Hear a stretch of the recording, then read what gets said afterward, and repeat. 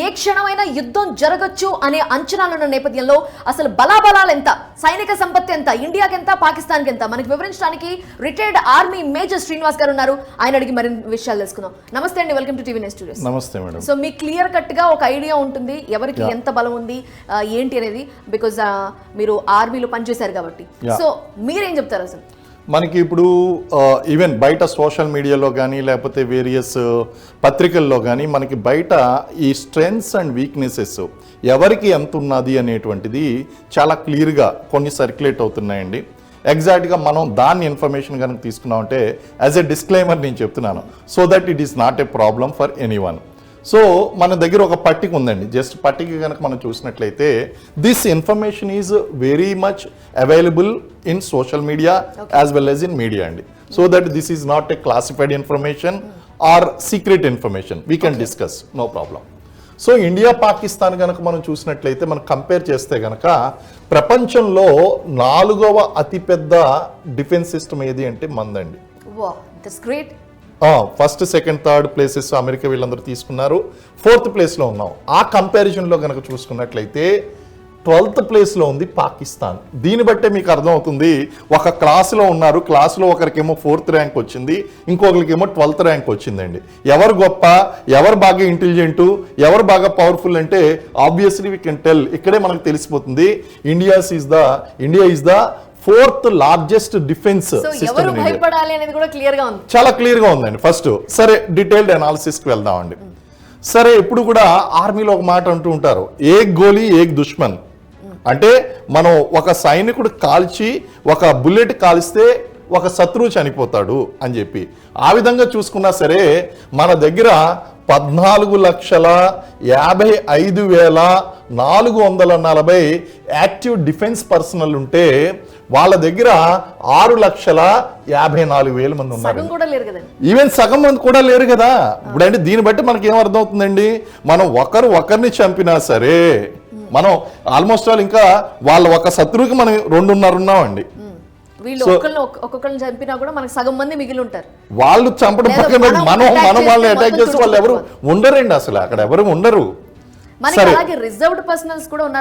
అవునండి, ఆ reserved personals ను కూడా కలుపుకొని మనం చూసుకుంటే కనుక దాదాపు ఒక 3.5 లక్షల మంది దాకా మనకి రిజర్వ్ పర్సనల్స్ ఉంటారండి. రిజర్వ్ పర్సనల్ అంటే రీసెంట్ గా రిటైర్ అయినటువంటి వాళ్ళు.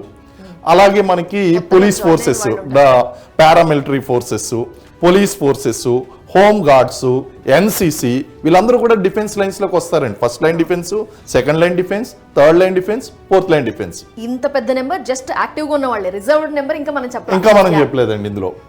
అలాగే మనం టోటల్ ఎయిర్ క్రాఫ్ట్స్ కనుక మనం చూసినట్లయితే, అంటే వేరియస్ లాజిస్టిక్ ఎయిర్ క్రాఫ్ట్స్ ఇటువంటి అన్ని కూడా మనం చూసుకున్నట్లయితే టోటల్ ఎయిర్ క్రాఫ్ట్స్ 2,229 ఇండియాకు ఉంటే అందులో ఆల్మోస్ట్ ఆల్ 50% అండి. 50% అంటే 1,399 మంది, అంటే ఒక 1,400 మంది వాళ్ళ దగ్గర ఉన్నారండి. అంటే అబౌవ్ 50%. అంటే ఒక్క ఎయిర్ క్రాఫ్ట్ ఒకదాన్ని కొట్టినా సరే అక్కడ మళ్ళీ ఏది మిగులుతుంది అక్కడ ఎయిర్ క్రాఫ్ట్ మందే పై చేయండి. అంటే ఏ విషయంలో చూసుకున్నా సరే ఫైటర్ ఎయిర్ క్రాఫ్ట్స్ అండి. ఫైటర్ ఎయిర్ క్రాఫ్ట్స్ నెంబర్ కనుక మనం చూసుకున్నట్లయితే 513, ఇక్కడేమో 323, అగైన్ లెస్ నెంబర్. అయితే ఇప్పుడు మా దగ్గర అమెరికా ఇచ్చినటువంటి F-16 విమానాలు మా దగ్గర ఉన్నాయి అని వాళ్ళు చెప్తే మన దగ్గర రాఫెల్ విమానాలు ఉన్నాయి. అసలు F-16 విమానం ఏంటండి? మనకి వింగ్ కమాండర్ అభినందన్ గారు ఆయన ఒక బైసన్ విమానంతో, MiG-29 విమానంతో ఆయన సింపుల్గా ఏం చేశారంటే డాగ్ ఫైట్లో F-16 కొట్టడం జరిగిందండి. అంటే ఒక రంగా చెప్పాలంటే ఒక బెంజ్ కార్ని మారుతి 800 ఆల్టోనో రేస్కి రమ్మన్నట్టు లెక్కండి.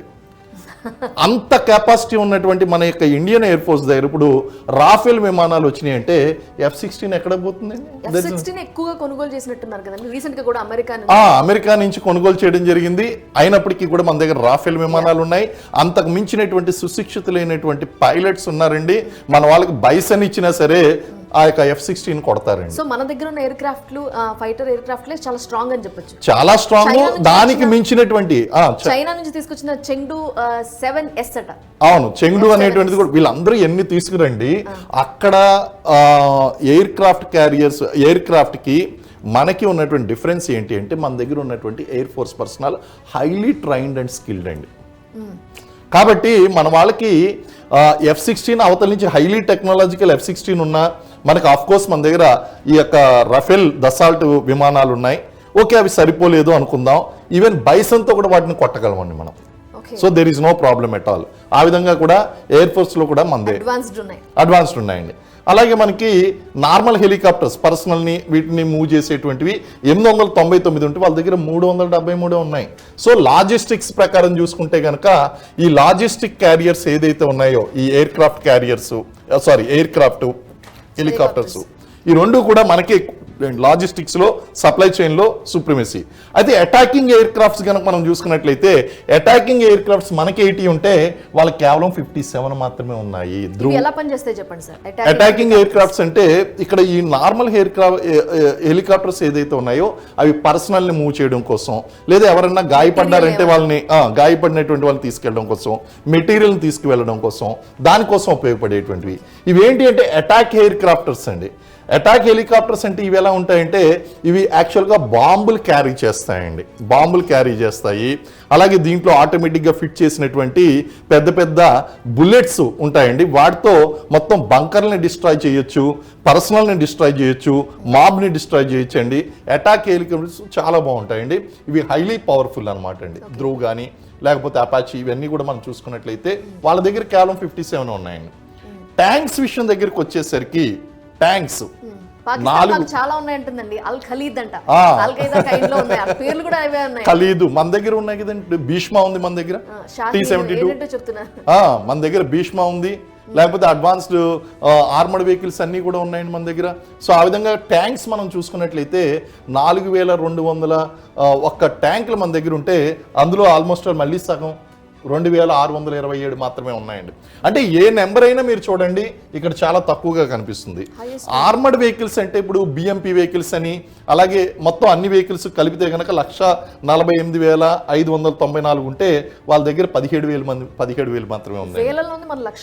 అదే అండి, వెహికల్స్ అన్ని కలుపుకునండి, అన్ని రకాలైనటువంటి మూవ్మెంట్ వెహికల్స్ కలుపుకుని ఇక్కడ యుద్ధం వస్తే వీటి మీద మనకి RCL గన్స్ కానీ లేకపోతే ఇటువంటి మౌంట్ గతంలో మీరు చూసారు కదండి. గతంలో ఏంటంటే మనకు ఒకప్పుడు RCL గన్స్ అని చెప్పేసి రికాయిల్ గన్స్ ఉండేవి. అవన్నీ కూడా వాటిని మౌంట్ చేసి తిప్పేవారు అలాంటివి. అలాగే BMP వెహికల్స్ ఇవన్నీ కలుపుకుని మనం ఇక్కడ ఇందులో మనం చెప్పుకుంటాం. నెక్స్ట్ ఎయిర్ క్రాఫ్ట్ క్యారియర్స్ అండి. Very very very very very important.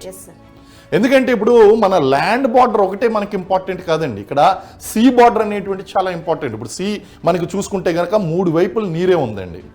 మరి ఒకవేళ ఏదైనా సబ్మెరైన్ వచ్చి అటాక్ చేస్తే, లేకపోతే మనకి వేరే థ్రెడ్స్ ఏమైనా వస్తే, లేకపోతే ఎయిర్ క్రాఫ్ట్ అనేటువంటిది ఇప్పుడు మొత్తం అన్ని కూడా నాశనం చేసేసారు అనుకోండి. ఒకవేళ అనుకుందాం మన యొక్క మూమెంట్స్ తెలుసు కాబట్టి అక్కడ ఉన్నటువంటి ఎక్కడైతే ఈ రన్వేస్ ఉన్నాయో అవన్నీ కూడా నాశనం చేశారు అనుకోండి. అప్పుడు మన దగ్గర ఉన్నటువంటిది ఏంటి అంటే ఎయిర్ క్రాఫ్ట్ క్యారియర్ నుంచి మనం ఈజీగా మనం వెళ్ళిపోవచ్చు. అరేబియా సముద్రం నుంచి కానీ బే ఆఫ్ బెంగాల్ నుంచి కానీ మనం ఈజీగా ఈ యొక్క వెహికల్స్ని గాల్లోకి పంపించవచ్చండి, ఎయిర్ క్రాఫ్ట్స్ని. సో మనకి INS విక్రమాదిత్య ఉంది, INS విక్రాంత్ కూడా ఉందండి. సో ఈ 2 ఉన్నాయి వాళ్ళ దగ్గర లేదండి. లేకపోతే పరిస్థితి ఏంటంటారు వాళ్ళకి? అదేంటి చెప్తున్నాను కదా, ఇప్పుడు వారంటీ వస్తే మందే అప్పర్ హ్యాండ్ అవుతుంది అని చెప్పడానికి కారణం ఈ స్టాటిస్టిక్సే. అదే విధంగా సబ్మెరైన్స్ మనం చూసుకున్నట్లయితే ఇందా చెప్పాయండి, ఇనప తిమింగలాలు ఐరన్ వేల్స్ లాగా గుట్టు చప్పుడు కాకుండా ఇప్పుడు ఆల్రెడీ పాకిస్తాన్ దగ్గర కొన్ని పనిచేస్తూనే ఉంటాయి, ఎవరికి అర్థం కాదు, ఎవరికి దొరకవండి అవి. సో సైలెంట్గా గుట్టు చప్పుడు కాకుండా దాన్ని పని చేసుకుని అక్కడ నుంచి ఈవెన్ సబ్మరైన్ న్యూక్లియర్ సబ్మరైన్స్ కూడా ఉన్నాయండి. మీకు ఈవెన్ చెప్పాలి అంటే కనుక రీసెంట్గా జరిగినటువంటి ప్రాజెక్ట్లో న్యూక్లియర్ వెపన్స్ని ప్రయోగించేటువంటి సబ్మెరైన్స్ని కూడా మనం డెవలప్ చేసామండి. It's a public information only, but still I'm not revealing that place.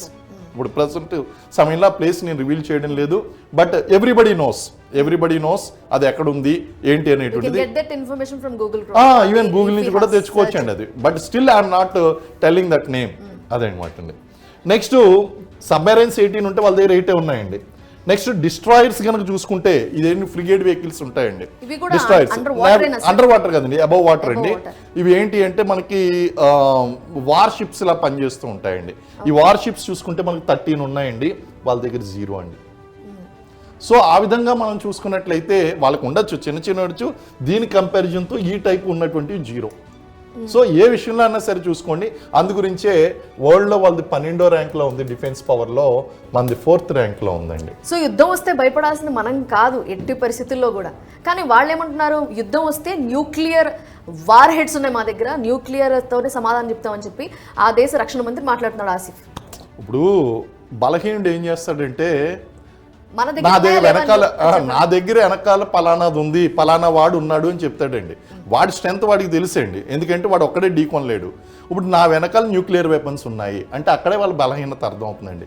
అంటే కనీసం ఇండియా దీనికన్నా భయపడుతుందా అని చెప్పేసి న్యూక్లియర్ వెపన్ వాడిని ఒక్కసారి ప్రయోగించమనండి, తర్వాత ఏం జరుగుతుందో తమాషా వాళ్ళే. తమాషా చూడడానికి వాళ్ళు మిగలరండి. ఇంకా ఈవెన్ న్యూక్లియర్ వెపన్ బయట తీసే లోపల అక్కడే డిస్ట్రాయ్ చేసేయాలి దాన్ని. వాళ్ళ న్యూక్లియర్ వెపన్స్తో వాళ్ళనే డిస్ట్రాయ్ చేయాలి.